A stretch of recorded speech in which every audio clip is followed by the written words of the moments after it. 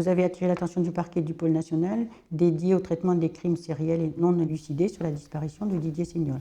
Une lueur d'espoir à nouveau.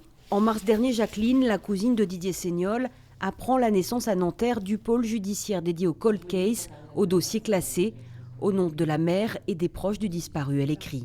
Ils m'ont répondu en disant qu'ils s'intéressaient à ce cas-là et donc ils allaient se mettre en rapport avec le procureur de Périgueux.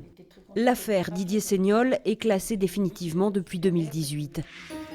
En janvier 1994, le jeune homme séjourne chez ses parents. Au retour d'un entraînement de foot, sa voiture est aperçue une dernière fois en contrebas de leur maison. On ne reverra jamais le jeune homme de 28 ans. L'enquête passe des gendarmes locaux à la section de recherche de Bordeaux, passe par la police scientifique en vain. Impossible d'établir s'il y a eu enlèvement, meurtre ou disparition volontaire. Ma tante n'a plus de vie, disons, depuis 28 ans. Elle n'a pas tourné la page et elle ne la tournera jamais. Pendant plus d'1 an, elle attendait à côté de son téléphone parce que son fils allait l'appeler. Il faut encore attendre la décision du pôle judiciaire dédié aux affaires non résolues. Chaque cas accepté doit répondre à des critères précis. Mais l'espoir vient à nouveau avec cette démarche entreprise.